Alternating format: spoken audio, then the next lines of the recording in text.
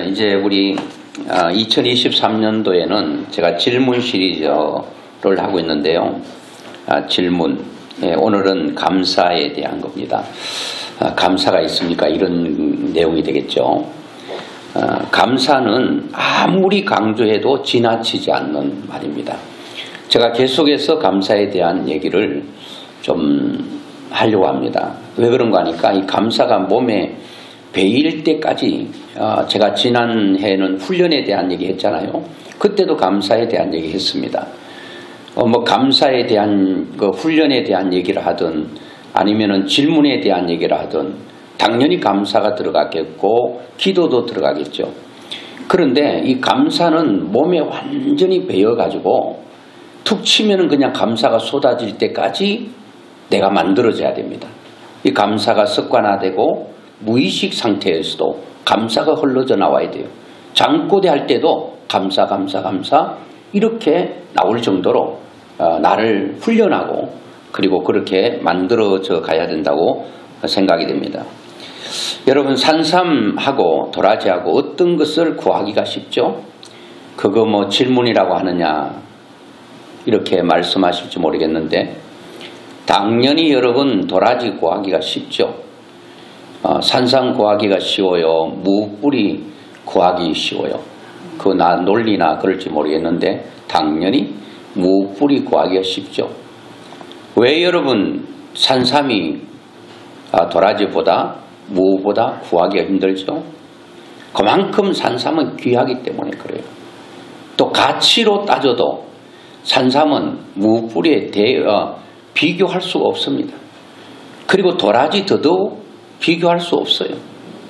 뭐 도라지 한 밭대기 다 팔아도 진짜 귀한 산삼 한 뿌리 사기 힘들 정도로 그만큼 가치가 있는 거예요.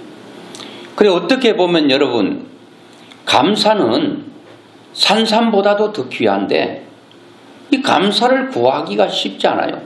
산삼을 구하듯 감사 구하기가 쉽지 않습니다. 감사를 찾기가 어렵다는 거예요. 감사를 잊고 삽니다. 여러분 한번 생각해 보십시오. 여러분들은 하루 생활 가운데 얼마나 내 입술에 감사가 흘러나오고 있는지 한번 생각해 봐야 됩니다. 감사는 아무나 할 수 있는 게 아니에요. 감사는 귀하고 가치가 있어요. 그렇기 때문에 아무나 할 수 있는 게 아니고 이거는 철이 좀 들어야 감사를 할 수 있습니다. 아이들 여러분 철 들기 전에는 감사를 몰라요. 아무리 먹이고 아무리 입히고 아무리 여러분 학교를 보내고 해도요. 철이 들기 전에는 감사를 못해요. 그러니까 어른이 돼도 부모에 대해서 감사를 못하는 사람은 나이는 어른일지 몰라도 그런 아직 철이 덜 든 거예요. 사람이 철이 들면 그때부터 감사를 알아요. 자녀가 언제 철들었냐? 부모에 대한 감사를 마음속 깊은 곳으로부터 흘러내고 토해낼 때 내 자식이 철들었구나 이렇게 생각하는 거예요. 여러분 90이 돼도 철들지 않는 사람 많아요. 그 철들지 않았다는 게 무슨 말이죠? 감사가 없어. 평생 부모님 그늘 아래 살았음에도 불구하고 더 해주지 않았다는 이유로 평생 부모님에 대해서 감사 한 자갈이 없는 사람들이 많이 있다는 거예요. 이거는 여러분 우리의 신앙이 철이 들면 감사하게 돼요.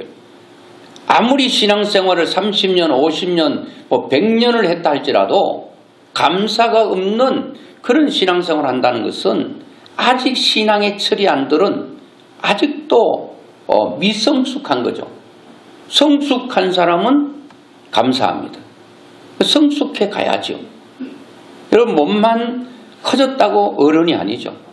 이 모든 정신세계와 모든 것들이 성장을 해야 성숙을 해야 여러분 이런 사람이 건강한 사람이고 이런 사람이 참 귀한 사람이죠. 감사도 여러분 질이 있습니다. 그냥 입술로 감사합니다. 고개 한번 끄덕하고 감사하는 게 있죠. 어디 그러죠? 식당 가면 밥을 먹으면 우리가 갑이야 손님이. 그래서 주인은 어리야. 그러니까 갑에게 잘해야 돼. 그래서 뭐 그렇지 않는 식당도 있기는 하더라고요. 이렇게 우리가 돈을 내고 먹었으면 아이고 참 우리 집에 와서 이렇게 식사를 하게 해서 참 감사합니다. 이렇게 고맙습니다. 다음에 또 오십시오. 이런 사람이 있는데 내가 당신들 먹을 거리 다 준비해서 줬는데 당신들이 나에게 감사해야 된다. 이런 식이 된다고 한다면 이건 안 되는 거죠. 여러분 식당 가서 밥을 한 그릇 먹었을 때 주인이 손님에게 감사합니다. 이 당연한 것이잖아. 당연한 것. 내가 어떤 가게 가서 내 필요한 물건을 한 개 샀습니다. 주인은 늘 고개 숙여 감사하다고 표현합니다. 당연한 거 당연한 거. 근데 사람은 당연한 것도 못하는 경우가 많이 있어요. 당연한데 자식이 부모에게 감사하다 고맙다 당연한 거예요. 당연한 거예요. 지극히 당연한 거죠. 지극히 당연한 건데도 불구하고 이것마저도 못하는 자녀들이 있다는. 부모에게 용돈 좀 드렸다고? 당연하지. 용돈 드리는 거. 부모가 얼마나 내가 어릴 때 먹을 거 입을 거 마시고 모든 것 책임졌잖아요. 부모니까 당연히 해야 되는 거 아니야? 이런 식으로 돌아가면서 부모에 대한 감사와 고마움이 없다면, 그리고 내가 차마 잘하지 못한다면 미안한 생각이 들어서 늘 죄송한 마음, 이런 마음으로 돌아가야 되는데 당연하게 해야 될 일을 당연하게 못하는 사람이 있고, 그리고 오히려 부모에 대해서 불평과 불만을 토로하는 사람들이 많이 있어요. 여러분들은 그러시지 않으시겠죠. 신앙도 여러분 성숙하셔서 여러분 이제 나이가 들어서 이제 감사를 잘 하리라고 생각하는데, 평생 감사 중에 보면 이런 글이 있더라고요. 이거를 여러분 고루하게 들릴 수도 있어요. 아니 그런 게 그럴 수도 있지 뭐. 지금 당신의 집에 전기가 들어온다면 세상에 전기의 혜택을 없이 전기의 혜택 없이 사는 20억이 넘는 사람들보다 감사할 이유가 있는 사람. 여러분 집에 전기 들어오죠? 전기 없이 사는 사람들이 20억이래요. 20억. 절대 안 놀래잖아요. 20억이 어느 정도 이제 여러분 감이 안 올 거예요. 전기 없어요. 여러분 시골에서 전기 없을 때 호롱불 켜놓고 어둡기만 하면 잤잖아요. 왜? 기름 딸른다고. 우리 할머니도 호롱불 켜기만 켜면 막 야단을 얼마나 치는지 기름 아낀다고. 그러니까 밤만 되면 자야 돼. 그게 좋은 것 같아요. 밤에는 자고 어두워지면 자고 밝아지면 일어나야 돼. 이 점은 어때요?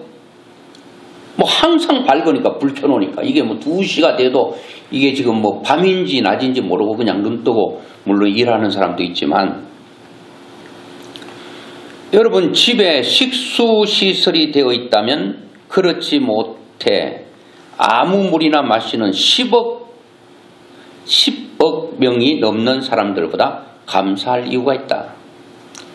여러분 필리핀 저 어려운 데 가면요 우정물 먹습니다. 똥물을 먹습니다. 그런 사람이 10억 명이에요. 우리는 조금만 물이 지저면 다 버리잖아요. 그 정수 또 정수하고 그렇게 맑은 물을 몸에 좋다는 거 다 마시면서도 감사할 수 없는 사람들이 있을 수 있다. 이게 나만 물 마시냐? 나만 불 켜고 사냐? 당연하지. 그냥 나는 한전에서 보내주는 전기 내가 쓰는 만큼 내가 돈 내는데 무슨 감사야. 사람이 생각의 전환이 없으면 평생 가도 감사 못합니다. 이런 식으로 돌아가 버린 감사는 나에게는 오리무중이 될 거예요. 하루 1,000원 이상으로 생활하고 있다면 1,000원도 없이 사는 12억 명의 사람들보다 감사할 이유가 있는 사람. 자, 이 정도만 얘기해도 여러분 전기불 밑에 감사, 좋은 물 마심에 감사, 1,000원 이상 쓸 수 있다면 감사. 또 그리고 여러분 하루 한 끼라도 따뜻한 음식을 먹을 수 있다면 8억 명의 영양실조로 고통받는 사람들보다 감사할 이유가 있다. 여러분 하루에 한 끼 이상 따뜻한 밥 드시죠? 그럼 8억 명 이상은 하루에 한 끼도 따뜻한 밥을 못 먹고 산다는 거예요.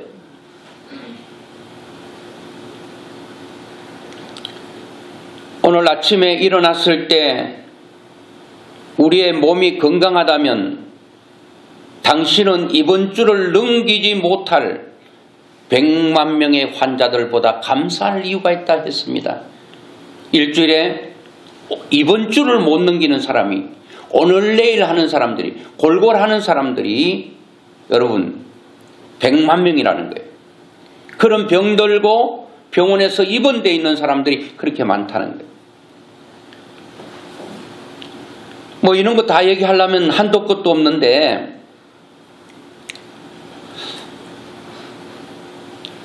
여러분 내가 어디에 기준점을 놓고 해석하느냐에 따라서 감사는 할 수도 있고 못할 수도 있습니다. 제가 조금 전에 설명해 드렸는데 불, 왜 내가 감사해? 한전이 나에게 감사해야 되지. 물, 왜 내가 감사해야 돼? 물세를 내가 내고 물 먹는데 오히려 저기 상수원 거기서 나에게 감사해야지. 왜 부모가 나에게 감사해야지 내가 감사해야 되나? 이런 식으로 가면 우리는 평생 감사하는 사람이 될 수가 없습니다. 여러분 스코틀랜드 에든버러에 휘테라는 설교자가 있었는데 그는 매주 설교할 때마다 우리가 사랑하고 축복합니다 이렇게 인사하는 것처럼 늘 감사 한 가지 쓱 던지고 난 후에 설교를 하셨대요. 그것도 참 좋은 것 같아요. 설교할 때마다 그 주에 있었던 일 중 꼭 한 가지씩 감사 조건을 찾아서 하나님께 감사 기도를 드렸다고 해요. 한 번은 그 지역에 큰 태풍이 몰아쳐가지고 많은 피해를 입고 최악의 한 주간이었다고 해요. 그래 주일 아침이 됐습니다. 성도들은 생각합니다. 이번 한 주간에 완전히 태풍이 완전히 초전박살내고 우리의 모든 것 잃어버리고 그런 한 주간 최악의 한 주간이었는데 휘테 목사님은 과연 이 어려운 환경 가운데 뭐라고 감사하겠는가? 이제는 감사할 게 없겠지 했다는 거예요. 그래서 설교를 하기 전에 성도들이 귀 기울여 들었는데 역시 목사님이 하나님께 여전히 감사 기도를 하기를 시작했습니다. 그 감사의 내용은 이러했습니다. 하나님 감사합니다. 지난 주간과 같은 최악의 재난이 항상 우리에게 있지 않았다는 것을 깨닫게 되어 감사합니다. 감사 제목이 되죠? 그런 엄청난 환난과 태풍이 몰아치고 난 후에야 이전에는 이 엄청난 태풍 같은 게 없었음에 대한 감사. 태풍이 없고 잔잔할 때 감사했나요? 감사 안 했겠죠. 이런 엄청난 쓰나미가 쉬고 지나가니까 이전에 그렇지 않았던 것을 다시 유추해서 하나님 앞에 감사할 수 있었다는 거예요. 우리도 그런 경우가 많죠. 뭔가 있을 때는 감사를 몰랐는데 잃고 났더니 그게 얼마나 나에게 소중했다는 걸 알게 되잖아요. 이가 여러분 이가 너무 아팠어. 불편하고 해서 뽑아버렸어요. 그때는 시원한 줄 알았어요. 근데 밥 먹을 때 드러납니다. 밥이 씹히질 않아요. 저도 앞니 완전 다 부러졌을 때 앞니 있을 때 잘 몰랐어요. 없는데 국수를 먹으려고 국수를 해가지고 자르려고 하는데 칼이 없는 거예요. 그걸 쭉 흘러내려요. 왜 이러지? 다시 찍으려면 또 흘러내려요. 그때 아는 거예요. 있을 때는 몰라요. 있을 때 잘해. 후회하지 말고. 이거 유행가 가사더라고요. 진짜 좋은 내용 같아요. 있을 때 잘해. 후회하지 말고. 사람은 있을 때 감사하지 못해요. 있을 때 소중한 걸 몰라요. 없어봐야 그제서야 아이고 참 소중했구나. 차라리 알턴이라도 있는 것이 좋구나. 그렇지 않습니까?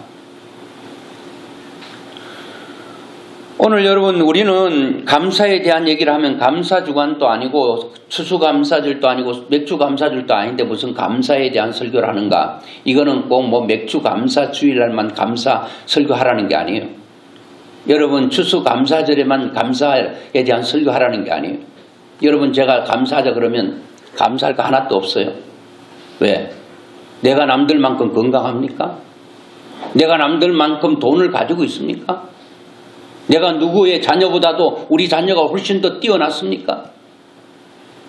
아니면 내가 뭐 일자리가 있는데 아주 다른 사람들이 부러워할 만큼 그런 일자리입니까? 그것도 아니고 자녀들은 속색이고 남편도 내 마음에 안 들고 자식들도 그렇고 모든 것들이 하나부터 열까지 아무리 손꼽아 감사를 찾아보려고 해도 찾을 길이 없네요. 그렇다고 사업이 잘 됐냐? 그렇다고 뭐 몸이 건강하냐? 이러지 않아요. 여러분 자신은 어때요? 저는 이 감사 설교를 준비하면 이런 생각을 해봤습니다. 제가 살아온 날을 쭉 다시 타임머신을 타고 쭉 가봤어요. 사건과 그러한 많은 어려움들이 지금까지 살면서 있었더라고요. 근데 제 기억으로는 하나님께 대해서 크게 원망하고 불평하지 않았던 것 같아요. 한 번 제 기억이 있더라고. 한 번은 하나님께 대단한 원망을 한 적이 있습니다. 하나님이 밉도록 미운 적이 있었어요. 그 외에는 참 어려움도 많았는데 하나님에 대해서 불평, 불만, 그런 원망은 별로 하지 않았던 것 같아요. 그렇다고 감사를 엄청 했느냐? 그렇다고 원망은 하지 않아도 감사를 엄청나게 많이 하지는 않았던 것 같아요. 오늘 본문에 나오는 다니엘, 여러분 얘기 잘 아시죠? 다니엘을 읽어놓고 감사가 있습니까? 감사에 대한 설교를 한다는 것은 참 이거는 굉장히 어려운 설교이기도 합니다. 다니엘 6장 5절에 보니까 그들이 이르되 이 다니엘은 그 하나님의 율법에서 근거를 찾지 못하면 그를 고발할 수 없으리라고. 이 다니엘은 그 시대에 그 나라의 총리입니다. 총리 3명이 있는데 그 중에서 아주 수석 총리입니다. 다리오 왕에게 총애를 받는 사람입니다. 그러니까 다니엘이 너무 지혜가 뛰어나 버리니까 이 2명이 따라갈 수가 없는 거예요. 그러니까 다리오 왕은 다니엘이 섬겼던 왕이 한 3왕이 있는데 그 중에 다리오 왕이 너무 총애를 하니까 2 사람이 시기와 질투와 미움과 죽이고 싶도록 미운 거예요. 요 놈을 어떻게 잡아 죽여야 되는가? 여러분 누가 이유 없이 여러분 미워하면 그 사람 사랑 잘 안 되죠.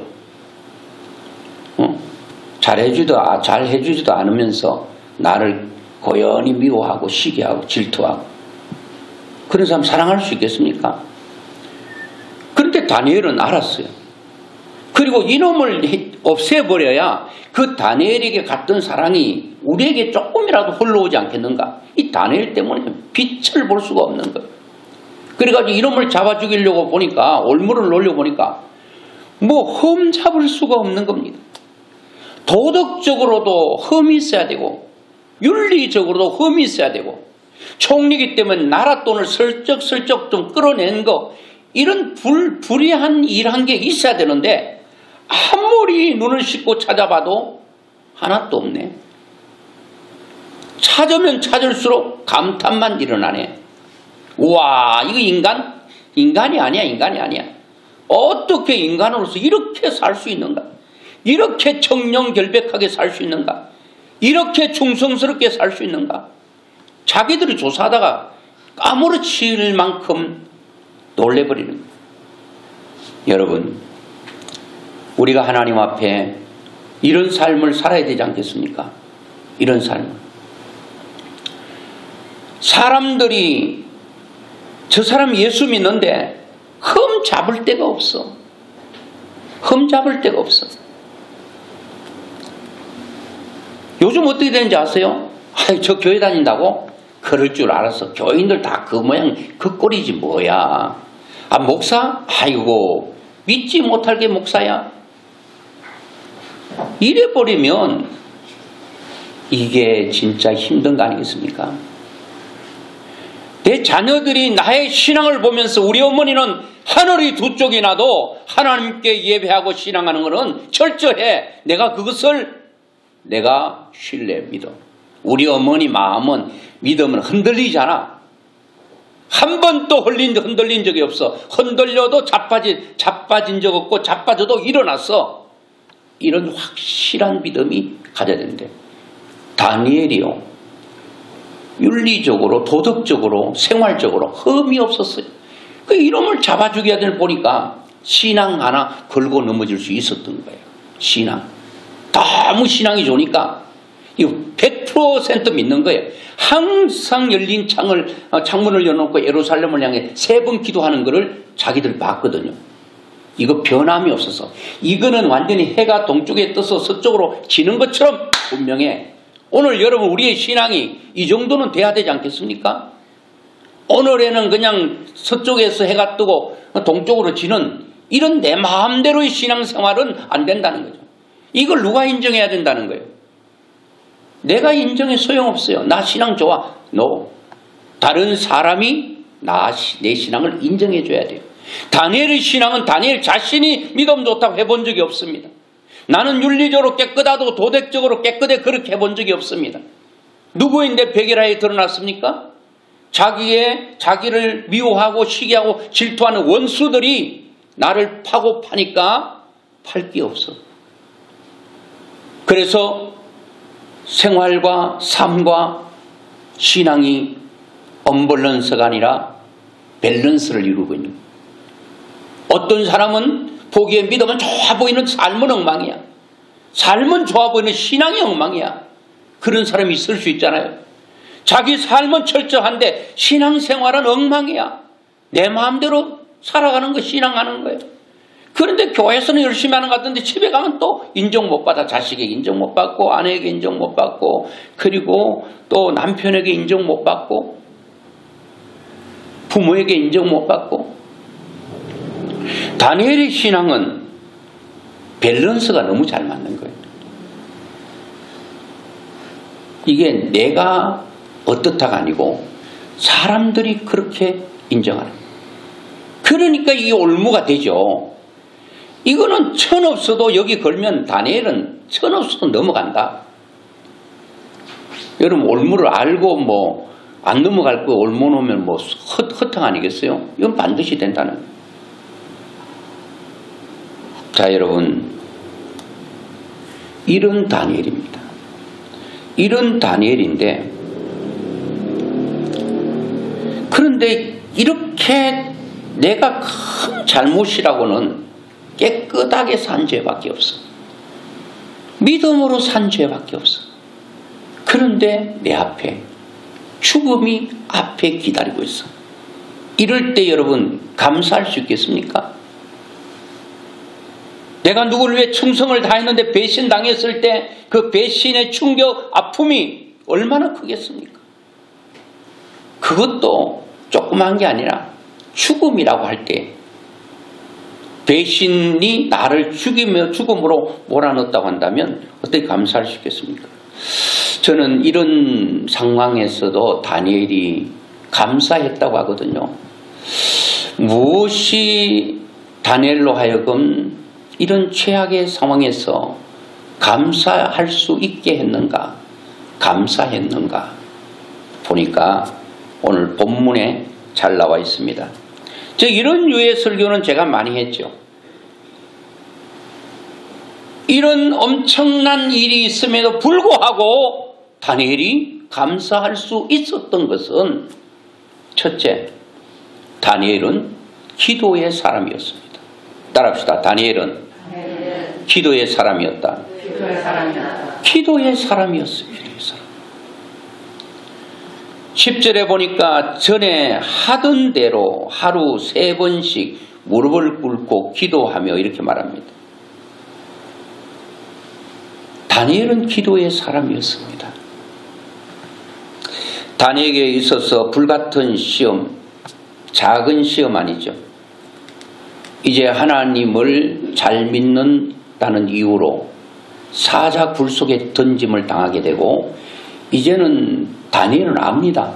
굶주린 사자가 내가 사자굴에 던져지는 순간 내 사지가 그 날카로운 이빨에 그 발에 그 찢김을 당하고 긁힘을 당하고 그 이빨에 자기의 사지가 찢겨 사자의 밥이 될 것을 알고 있습니다. 이때 여러분, 다니엘은 그냥 기도만 한 게 아니에요. 여러분, 우리 이럴 때 기도하죠. 여러분, 어려울 때 기도하잖아요. 막 몸부림치면서 하나님 그럴 수 있습니까? 내가 하나님 앞에 한 게 얼만데 나에게 이렇게 하실 수 있어요? 하면서 분통을 터뜨리면서 울부짖으면서 하나님을 향하여 원망과 불평을 토로할 수 있다는 거예요. 이것 또한 기도입니다. 우리는 사소한 것 앞에서도 하나님 앞에 불평하며 우리는 기도할 수 있습니다. 기도는 뭐 다 할 수 있죠. 그런데 달라, 더 잘 되게 해달라, 더 많이 달라 할 수 있습니다. 근데 최악의 상황에서 감사는 잘 안 됩니다. 많이 줘도 여러분 당연한 걸 생각하고요, 별로 감사를 못 하잖아요. 다니엘의 위대함은 그의 기도가 감사의 기도였다는 거예요. 감사의 기도. 어떻게 감사 기도할 수 있는가? 그런 기도의 사람이기 때문에 감사의 기도를 할 수 있는 거예요.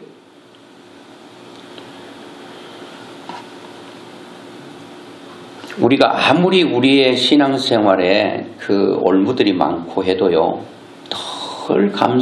늘 기도하는 사람은 그거를 이기게 됩니다. 여러분, 이 교회가 좋은 교회를 갔더니 문제 없나요? 여전히 사람들이 모인 곳에는 문제가 있어요. 어떤 사람은 항상 이 시험에 통과를 못해. 물질에 항상 걸려 넘어져. 평생 그 시험을 통과하지 못하고 그것 때문에 그것이 나를 괴롭게 해. 통과해야 됩니다. 어떤 사람은 꼭 인간과 인간과 사이에 문제가 생겨서 이렇게 넘어집니다. 어떤 사람은 누구의 말에 귀가 거슬리고 마음이 참 상해서 넘어집니다. 우리가 여러분 신앙생활에서 자빠지고 넘어지는 게 뭐 수백 가지가 된 줄 아십니까? 그렇지 않습니다. 아주 간단해. 뭐 어떤 게 있어요? 누가 얘기하는데 막 귀에 거슬려. 못 참겠어. 막 폭발해버리고. 하나님 앞에 우리가 물질에 대한 얘기하면 또 물질 때문에 또 시험은 또 자빠지네. 그리고 저 사람 보니까 내 마음에 통 드는 데가 없어. 또 자빠지네. 아이고, 좀 괜찮은 사람 있는데 없을까 찾아가도 크기도 그 모양이에요. 다 내기에 거슬리고 그래요.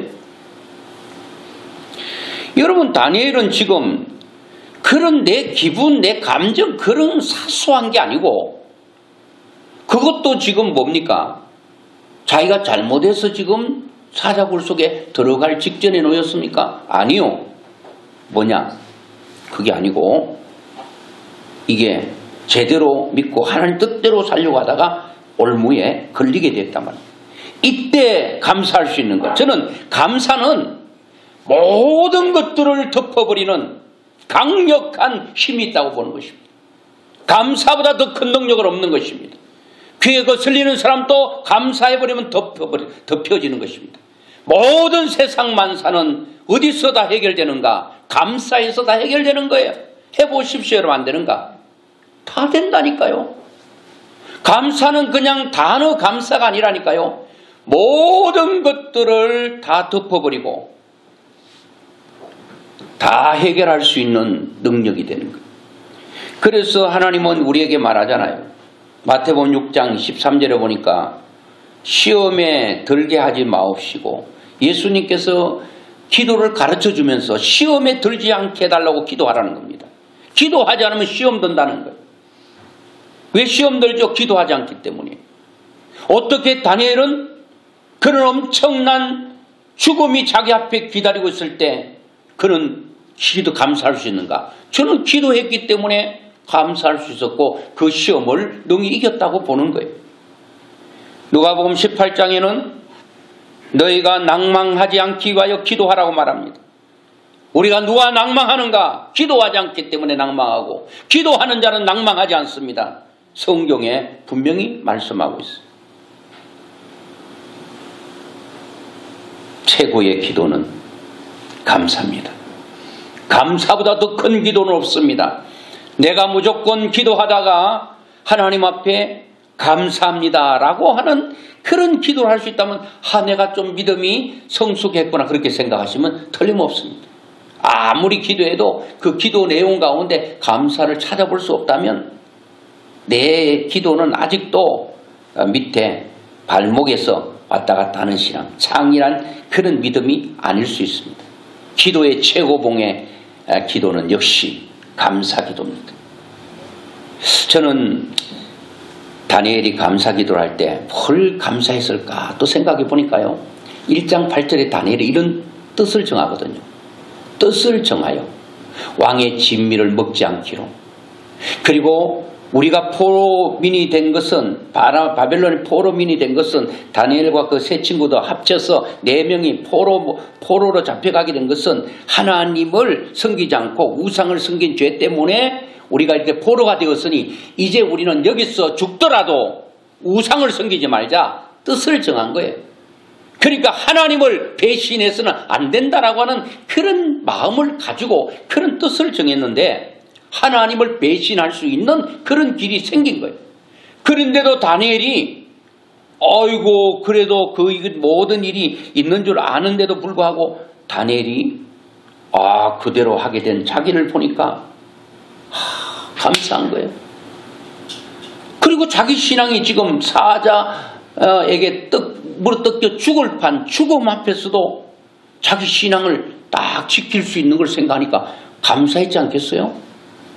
이거 알고 봤더니 자기 힘인 줄 알았더니 결국은 하나님께서 도와주셨네. 왜? 기도하니까 그 죽음도 두렵지 않고 이길 수 있고, 그 자기가 뜻을 정한 그것도 기도했으니까 하나님께서 그 뜻이 뜻되게 할 수 있고, 결국은 내 의가 아니고 기도하다 보니까 하나님의 뜻이었고 하나님께서 그렇게 하셨다는 거예요. 그 다니엘이 그걸 느낀 거예요. 진짜 감사하네. 나도 똑같은 인간인데 내 몸이 사자의 밥이 된다고 생각할 때 얼마나 두렵겠습니까?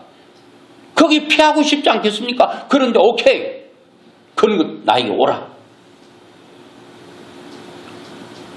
다니엘이 감사할 수 있었던 것은 바로 기도의 사람이었기 때문에 그렇고, 두 번째는 자신의 삶을 온전히 맡기는 삶을 살았기 때문에 감사할 수 있었다는 겁니다. 자기의 삶을 전체를 하나님께 맡겼습니다. 자, 6장 10절에 보니까 다니엘이 이 조서에 왕의 도장이 찍힌 것을 알고, 여러분 이 왕이 의인을 찍은 것은 뭘 가지고 찍었습니까? 6장 8절부터 보면 자기 총리들이 왕에게 가가지고요, 왕의 명령을 하나 딱 내는데 그게 뭔가 하면, 이제부터 30일 동안 누구든지 왕 외에 어떤 사람에게 구하면 사자굴에 던져넣기로 하지 아니하였나이까. 이제는 왕 외에 어떤 이게 지금 들어가는 거예요. 다니엘이 하나님을 섬기잖아요. 신에게 아니면 사람에게 구하면, 뭘 기도하면 사자굴 속에 집어넣기로 왕이 조서를 만들고 거기에 의인이 딱 찍었습니다. 이거는요, 왕도 변경할 수 없는 겁니다. 그런데 이런 사실을 다니엘이 알고 있었습니다. 왕의 명령이 얼마나 준엄하다는 것도 알고 있었습니다. 왕도 자기가 금령을 내리면 자기도 병기할 수가 없는 것을 알았습니다. 그런데 다니엘은 그런 가운데 감사할 수 있던 것은 내 삶 전부가 하나님께 맡겨진 삶. 그 말은 하나님께서 내 일생을 책임져 주신다. 내가 죽든 살든 내 몸은 내 것이 아니라 하나님의 것. 그분이 내 인생을 책임진다. 이 확실한 믿음이 있었기에 그 무시무시한 죽음 앞에 감사 기도할 수 있었던 것입니다. 바울도 빌립보서 1장 20절에 보니까 나의 간절한 기대와 소망을 따라 아무 일에든지 부끄럽지 아니하고 오직 전과 같이 이제도 온전히 담대하여 살든지 죽든지 내 몸에서 그리스도가 존귀히 되게 하려 하나니. 믿음의 사람은 다 그렇습니다. 바울도 죽어도 살아도 자기 몸에서 그리스도가 존귀하게 되기를 원한다고 했습니다. 다니엘도 내가 사자의 밥이 돼도 그것이 하나님께 존귀히 될 수 있다면 내 젊음 주를 위해 제물로 드릴 수 있다. 모든 것이 하나님의 것. 그러면서 바울은 이는 내게 사는 것이 그리스도니 죽는 것도 유익하대요. 살았으면 영광 돌리는 게 아니라 내가 사자 밥이 되고 죽어도 그것이 하나님께 영광이 된다면 나는 거기를 기쁘게 선택하리. 그게 뭡니까? 죽고 사는 것이 나에게 달린 게 아니라 하나님께 달려있다. 사무엘상 2장 6절에 여호와는 죽이기도 하시고 살리기도 하시며라고 말합니다. 하나님은 나를 죽이기도 할 수 있고요. 내가 살고 싶어도 하나님께서 내 생명 거둬가면 죽고 내가 죽을 자리에도 하나님께서 나를 죽음의 자리에서 내 생명을 건져주시면 건짐을 당한다. 이 모든 것들이 하나님께 달려있다는 거예요. 여러분, 우리 앞에는 이런저런 시험이 계속 우리 앞에 시험 문제로 드러납니다. 금요일날도 이 말씀을 봤는데 고린도전서 3장 12절에 보니까 만일 누구든지 금이나 은이나 보석이나 나무나 풀이나 지퍼로 이 터 위에 세우면 각 사람의 공적이 나타날 터인데 그날이 공적을 밝히리니 이는 불로 나타내고 그 불이 각 사람의 공적이 어떠한 것을 시험할 것이다. 만일 누구든지 그 위에 세운 공적이 그대로 있으면 상 받고 누구든지 그 공적이 불타면 해를 받으리니. 자, 하나님께서 우리에게 시험을 낸다는 거예요. 이런저런 시험을 낸다는 거예요. 그때에 불이 통과한다는 거예요. 이게 시험입니다. 이 불시험입니다. 다니엘은 사자가 불시험이었습니다. 이게 딱 지나갔습니다. 사자의 불시험을 딱 통과했는데 다니엘이 그 사자와 함께 불시험에 사라져버린 줄 알았더니 사자는 지나갔는데 다니엘은 그대로 있습니다. 엄청난 불은 지나갔는데 지나가고 난 후에 그 불과 함께 사라진 줄 알았는데 보니까 불은 지나가고 그 사람은 그대로 있고 그 사람의 믿음 또한 그대로 굳건하게 서 있다는 겁니다. 이럴 때 하나님은 상을 주신다는 겁니다. 어떤 사람은 조그마한 시험이 있으면 그 시험과 함께 어디로 갔는지 찾아볼 수가 없어요. 그 믿음 찾아볼 수 없어요. 어떤 사람은 지나갔는데 엄청난 엄청난 그런 일들이 있었는데 송돌이 치는 그런 일들이 있었는데 지나갈 때 없어진 줄 알았어요. 홍수가 지나갔는데 싹 쓸려간 줄 알았어요. 홍수는 지나가고 난 후에 집은 그대로 있더라. 불로 다 타고 다 없어진 줄 알았더니 금은 그대로 남았더라. 남아있어야 돼요. 불같은 시험 지나가고 남아있어야 됩니다. 남아있지 않으면 우리는 안 되는 것입니다. 아브라함이 독자 이삭을 드릴 때 폭풍우 같은 시험이 지나가고 아브라함 또한 그와 함께 휩쓸려서 사라진 줄 알았습니다. 그런데 자식이 하나님께 드리는 완전히 없어지는 그런 폭풍 같은 불시험 앞에 지나가고 아브라함과 그의 믿음은 그대로 있었습니다. 욥도 그랬습니다. 다니엘도 그랬습니다. 우리는 어때야 되겠습니까? 자, 이렇게 불로 다 통과하고 난 후에, 사자가 통과하고 난 후에 하나님께서 다니엘에게 어떤 복을 주셨습니까? 이렇게 기도의 사람은 감사할 수 있어요. 여러분, 내 생일을 하나님께 완전히 맡긴 사람은 어떤 환경 가운데도 감사할 수 있어요. 그 불과 같은 시험이 통과하고 난 후에 하나님은 그대로 있지 않습니다. 항상 성경은 공식처럼 이런 환난과 어려움과 그런 불같은 시험을 통과하고 난 후에는 반드시 기적이라는 것이 이렇게 똑짝처럼 따라오는 걸 보게 됩니다. 오늘 여러분, 왕도 자신을 세운 금령을 변경할 수 없었어. 다니엘이 사자굴 속에 들어갈 때에 다리오 왕이 얼마나 가슴 아픈지 모릅니다. 왜 내가 내 무덤을 팠는가? 자기도 어떻게 할 수 없었어요.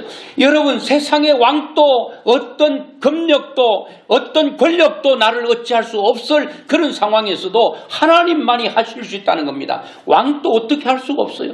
사자굴 속에 들어있는 다니엘을 어떻게 사자의 불 여러분 막을 수가 있겠습니까? 근데 하나님께서 다니엘이 툭 떨어졌는데 사자가 입이 떨어지지 않는 거예요. 왜 그 사자가 입이 고장난 줄 아십니까? 다니엘이 그 건짐을 당하고 다니엘이 살고 건짐을 당하고 다니엘을 모욕했던 이런 사람들 딱 집어넣으니까 그 사람들이 땅에 발이 떨어지기 전에 사자가 입을 열어서 그들을 삼켜버렸다고 했거든요. 똑같은 사자입니다. 누구는 입을 다문 사자고 어떤 사자는 떨어지기 전에 삼켜버린 사자냐? 하나님께서 왕도 어찌할 수 없고 어떤 사람도 어찌할 수 없을 때 하나님만 하실 수 있는 그런 일들이 있다. 그게 뭐냐? 감사합니다.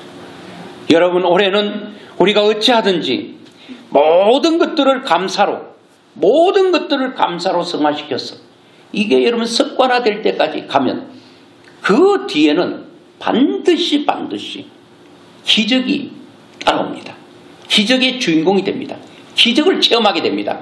올해 여러분 감사의 사람이 되어서 기적을 체험하고 간증하는 축복이 있기를 주의 이름으로 축원합니다.